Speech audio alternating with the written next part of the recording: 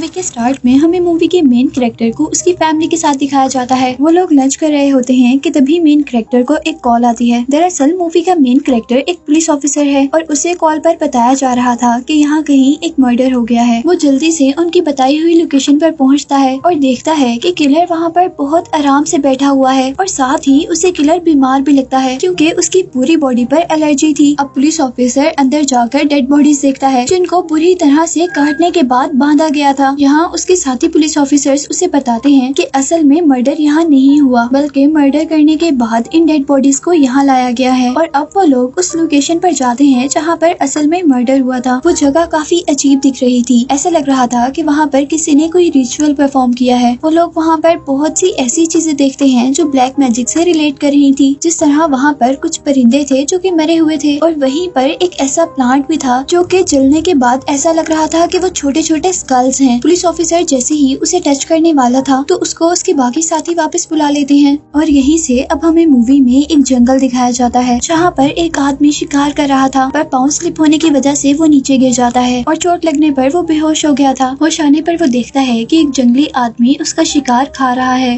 अब वो जंगली भी उस आदमी को देख लेता है और जंगली के उस आदमी के करीब आने पर वो आदमी नोटिस करता है कि उस जंगली की आंखें कोई नॉर्मल इंसानों जैसी नहीं है। उसे लगता है या तो ये कोई और क्रिएचर है या फिर डीमन या घोस्ट है। असल में ये सब बातें मेन कैरेक्टर जोंग जू को एक दूसरा पुलिस ऑफिसर बता रहा था और दूसरे पुलिस ऑफिसर की इंफॉर्मेशन के अकॉर्डिंग गांव में अब जितने भी ऐसे इंसिडेंट हो रहे थे वो उसी जापानीज आदमी की वजह से हो रहे थे जो उन्हें जंगल में नजर आया था। लेकिन जोंग जू को उसकी बात पर बिल्कुल भी यकीन नहीं था। वो कहता है कि जिन लोगों का मर्डर हुआ है उन लोगों की पोस्टमार्टम रिपोर्ट ऐसा बिल्कुल भी कुछ नहीं कहती और साथ ही वो उसे ये भी कह रहा था कि वो जापानीज आदमी बिल्कुल हमारे ही जैसा है और वो ऐसा कुछ भी नहीं कर सकता। नेक्स्ट डे जोंग जू को एक और मर्डर की रिपोर्ट होती है और इस बार मर्डर में पूरी फैमिली को मार दिया गया था और उसके बाद उनका घर भी जला दिया गया था। वहाँ जाने पर जोंग जू को एक मिस्टीरियस लड़की मिलती है जिसने व्हाइट ड्रेस पहना हुआ था और वो लड़की जोंग जू से कहती है कि मरने से पहले मैं इस कपल से मिली थी और इस कपल ने मुझे बताया था कि वो जापानीज आदमी एक भूत है और जरूर उस जापानीज आदमी ने ही इनका मर्डर किया है। वो लड़की जोंग जू को प्रूफ करने के लिए उसे घर के अंदर भी लेकर जाती है। वो मिस्टीरियस लड़की पुलिस ऑफिसर जोंग जू से पूछती है कि क्या तुमने कभी उसे देखा है? तो वो पुलिस ऑफिसर कहता है कि हाँ, मैंने 2-3 मरतबा उसे देखा है। और वो लड़की उसे कहती है कि तुम्हें अब अपने आप पर ध्यान देने की जरूरत है क्योंकि जरूर अब उस जापानीज आदमी का अगला टारगेट तुम और तुम्हारी फैमिली होंगे। अभी जोंग जू उसकी बात प्रॉपरली समझ नहीं पाया था कि तभी उसे एक कॉल आ जाती है। पुलिस ऑफिसर जैसे ही कॉल सुनकर वापस आता है तो वो मिस्टीरियस लड़की वहाँ से गायब हो चुकी थी और अब उसी दौरान उसे घर की दूसरी तरफ से कुछ आवाजें आ रही थी और जब वो चेक करने जाता है तो वहाँ पर उससे जापानीज आदमी मिलता है जो कि बुरी तरह किसी जानवर को खा रहा था और अब जापानीज ने भी उसे देख लिया था और वो उसके पीछे आकर उसे खाने ही वाला था कि अचानक उस पुलिस ऑफिसर की आंख खुल जाती है और हमें पता चलता है कि उसने जापानीज को सिर्फ अपने ख्वाब में देखा था। यहाँ पुलिस ऑफिसर जोंग जू की बेटी ह्यूजिन की तबीयत बहुत ज्यादा खराब थी। उसे लग रहा था कि ह्यूजिन को नॉर्मल बुखार होगा और इसीलिए अब वो पुलिस स्टेशन आ जाता है जहाँ से वो लोग उस जापानीज आदमी के बारे में इंफॉर्मेशन लेने के लिए मूवी के स्टार्ट में दिखाए जाने वाले हंटर के पास जाते हैं और वो हंटर पुलिस ऑफिसर्स को उस जगह पर लेकर जाता है जहाँ उसने जापानीज आदमी को कोई जानवर खाते हुए देखा था। वो लोग अभी तक उस जगह को पूरी तरह इन्वेस्टिगेट नहीं कर पाते कि हंटर के ऊपर आसमान से बिजली गिर जाती है और उसे पुलिस ऑफिसर्स हॉस्पिटल ले आते हैं और यहाँ हॉस्पिटल में हमें पहले किलर को भी दिखाया जाता है। यहाँ उस आदमी का जिस्म बहुत बुरी तरह से मुड़ रहा था और इसी हालत में वो मर जाता है। अब जोंग जू जैसे ही घर आता है तो वो अपनी बेटी की बिल्कुल वैसी हालत देखता है जैसी पहले किलर की हुई थी, लेकिन वो अपनी बेटी पर कंट्रोल कर लेता है और वो मरती नहीं है बल्कि उसकी हालत अजीब होती जाती है। जैसे वो बहुत ज्यादा क्वांटिटी में फिशेस खाना शुरू कर देती है जो कि पहले वो कभी नहीं खाती थी और इससे ह्यूजिन की मॉम को लगता है कि उसके ऊपर किसी घोस्ट या डिविल का असर है।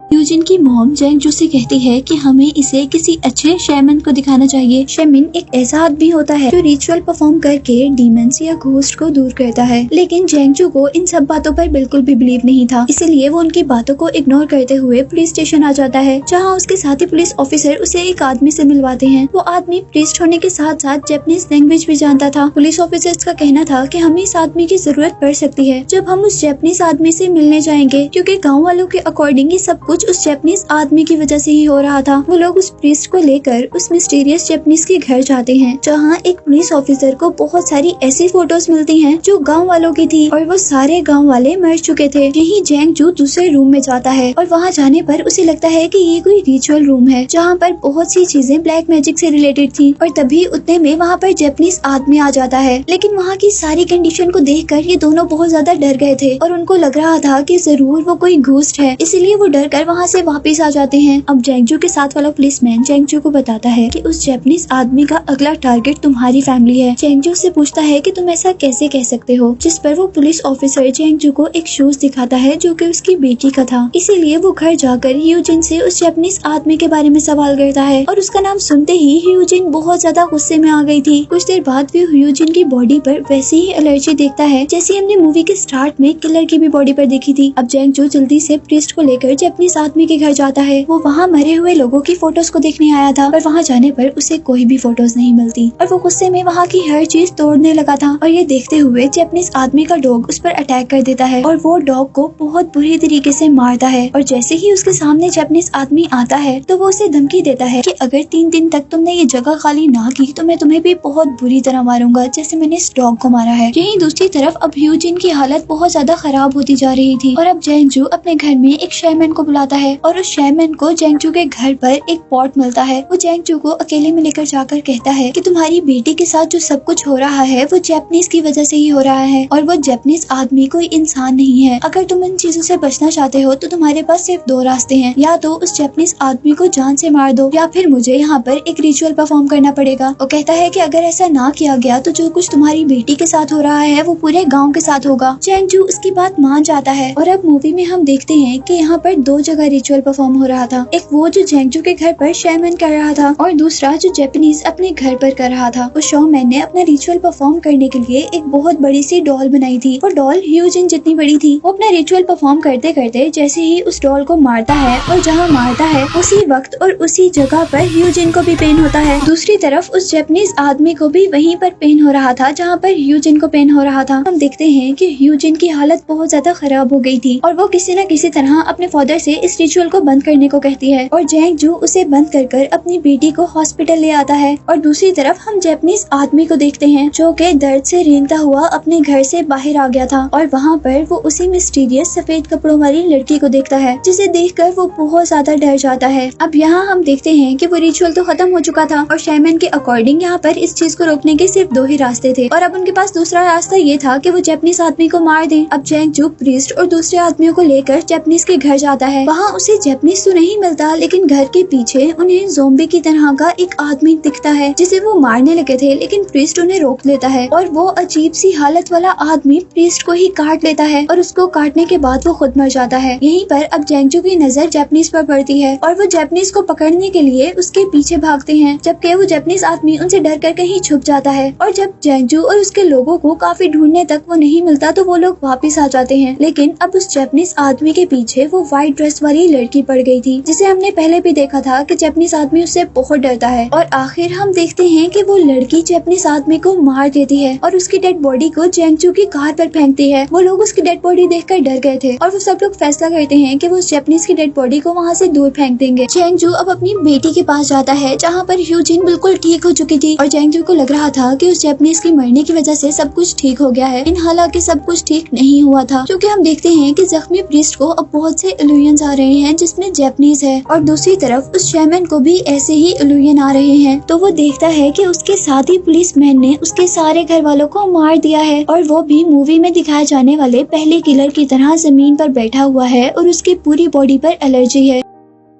और यहीं पर अब हम शेमैन को देखते हैं जो कि जैंग जू की तलाश में था, क्योंकि वो उसको ये बताना चाहता था कि हम किसी बड़े खतरे में आने वाले हैं। और इससे पहले कि वो जैंग जू को ढूंढ पाता उसके नाक से बहुत ज्यादा खून आने लग जाता है और दूसरी तरफ उसे बहुत ज्यादा वॉमिटिंग भी शुरू हो जाती है। इन सब चीजों से डरकर वो इस गाँव से बाहर जाना चाहता था, लेकिन कुछ मिस्टीरियस क्रिएचर्स उसे इस गाँव से बाहर जाने नहीं देती और वो वापस गाँव में आ जाता है। जहाँ अब जैंग जू जैसे ही शेमैन को कॉल करता है तो वो शेमैन उसे बताता है कि तुमने जैपनीज को मारकर पर बहुत ज्यादा बुरा कर दिया है, क्योंकि असल में जैपनीज गलत आदमी नहीं था, बल्कि तुम्हारे घर के करीब एक सफेद कपड़ों वाली लड़की है। असल में उसके पास ब्लैक पावर्स हैं। वो कहता है जैपनीज तो हमें उस लड़की से बचाने की कोशिश कर रहा था और उसे मारकर तुमने सारा काम खराब कर दिया है। ये सुनते ही जेंगजू जल्दी से ह्यूजिन के पास जाता है, लेकिन घर पर ह्यूजिन तो थी ही नहीं और घर से बाहर आने पर उसे वो व्हाइट कपड़ों वाली लड़की मिलती है। ह्यूजिन उस लड़की से पूछता है कि मेरी बेटी कहाँ है। वो कहती है कि तुम्हारी बेटी अभी घर पर है और मैं उस पर कुछ ऐसा रिचुअल कर रही हूँ जिसकी वजह से जैपनीज आदमी का उसके ऊपर से असर खत्म हो जाएगा। और साथ ही वो ये भी बताती है कि जैपनीज अभी भी जिंदा है। वो उसे कह रही थी कि जैपनीज एक बहुत बुरा आदमी है और वो सबको खाने वाला है। जेंगजू उसकी बात को इग्नोर कर अपने घर जाने वाला था अपनी बेटी को देखने के लिए, लेकिन वो लड़की रोकती है। कहती है कि जब तक तुम्हें अपने घर के बाहर से उस मुर्गी की यानी hen की आवाज नहीं आएगी तब तक तुम घर के अंदर न जाना, और वो आवाज तुम 3 मरतबा सुनना। इस टाइम तक उस मुर्गी की 1 मरतबा आवाज आ जाती है, लेकिन अभी 2 मरतबा आनी होती है। और जेंगजू अपने घर जाने की कोशिश कर रहा होता है तो वो लड़की उसे रोक लेती है। जेंगजू इस बात पर हैरान था कि वो लड़की इतनी दूर से 1 सेकंड में उसके पास कैसे आई थी। यही दूसरी तरफ अब हम उस प्रीस्ट को देखते हैं जो जान गया था कि जैपनीज अभी भी जिंदा है और वो वही बुरा है। वो जैपनीज को मारने के लिए वहाँ जाता है जहाँ पर उसने जैपनीज को गिराया था, और एक केव के अंदर जाने पर उसे जैपनीज वाकई जिंदा मिलता है। इस केव के अंदर जैपनीज अभी भी कोई रिचुअल परफॉर्म कर रहा था। अब यहीं पर हम ह्यूजिन को देखते हैं जो कि बहुत सारी फिशेस खा चुकी थी और वो अभी भी फिशेस ही खा रही थी। और फिर अचानक वो बहुत ही वियर्ड तरीके से अपनी मॉम को देखती है और फिर उनके पीछे रखी हुई नाइफ को। यहीं उसके घर के बाहर जेंगजू को शॉमैन की कॉल आती है जो उससे कह रहा था कि तुम सफेद कपड़ों वाली लड़की की बात नहीं मानना, जबकि वो लड़की उसे कह रही थी कि तुम घर के अंदर मत जाना। अब यहाँ पर हम दोबारा जैपनीज आदमी को देखते हैं जिसे प्रीस्ट पूछ रहा था कि तुम सच सच बता दो कि तुम हो कौन, नहीं तो मैं तुम्हें मार दूंगा। और जैपनीज आदमी कहता है कि मैं कोई भूत नहीं हूँ, मैं तो एक आम इंसान हूँ। वो उसे पूछता है कि क्या भूतों के पाँव इंसानों जैसे होते हैं। वो कहता है कि मेरे हाथ पाँव मेरी स्किन बिल्कुल इंसानों जैसी है, तुम चाहो तो मुझे टच कर सकते हो। और यहाँ अब जैपनीज आदमी अपना कैमरा उठाता है प्रीस्ट की फोटो लेने के लिए, जबकि दूसरी तरफ हमें जेंगजू को दिखाया जाता है जो कि उस लड़की के मना करने के बावजूद अपने घर में चला गया था और उसके वहाँ जाने से सबसे गलत काम होता है, यानी उसकी बेटी उसकी फैमिली को मार देती है। और इतना सब हो जाने के बाद भी वो अपनी बेटी को प्यार से अपने पास बुलाता है। और यहीं से सीन कट होकर हमें दोबारा जैपनीज आदमी को दिखाया जाता है जो कि अपनी अब असल शक्ल में था। उसकी स्किन बहुत ज्यादा अजीब दिख रही थी, जबकि उसके सर पर 2 सींग भी थे। उसके नेल्स, उसकी आंखें सब कुछ अजीब हो गई थी। और इससे हमें पता चला था कि वो व्हाइट कपड़ों वाली ही सही लड़की थी, यानी उसके पास व्हाइट पावर्स थी, जबकि असल में ये जैपनीज आदमी ही डीमन था। और अब यहाँ पर हम चैमन को भी देखते हैं जो कि जेंगजू के घर पर आया था, जहाँ वो व्हाइट कपड़ों वाली लड़की ऐसे बैठी थी जैसे वो सब कुछ हार गई है, और दूसरी तरफ ह्यूजिन भी ऐसे बैठी हुई थी जैसे सारे किलर मर्डर करने के बाद बैठ रहे थे। वो उस घर के अंदर जाता है और सारे मरे हुए लोगों की फोटो लेकर बाहर आता है। जैसे ही वो अपनी कार के पास वो फोटोज रख रहा था तो उसके हाथ से एक बॉक्स नीचे गिर जाता है जिसमें सारे मरे हुए लोगों की फोटोज थी। और हमें पता चलता है कि असल में शैमन भी उस जैपनीज आदमी के साथ मिला हुआ था, और जब वो ह्यूजिन पर रिचुअल भी परफॉर्म कर रहा था तब भी वो जैपनीज आदमी के साथ था। और जैपनीज आदमी को उसके रिचुअल की वजह से दर्द नहीं हो रहा था, बल्कि उस व्हाइट कपड़ों वाली लड़की के रिचुअल से पेन हो रहा था। अब यहाँ जो हमने देखा था कि शैमन डरकर इस विलेज से भागने की कोशिश कर रहा है, तो उसे भी जैपनीज आदमी ने रोका था अपनी मैजिकल क्रिएचर से, क्योंकि शैमन उसके लिए काम करता था। और यही उस जैपनीज की जीत के साथ ये मूवी यहीं पर एंड हो जाती है।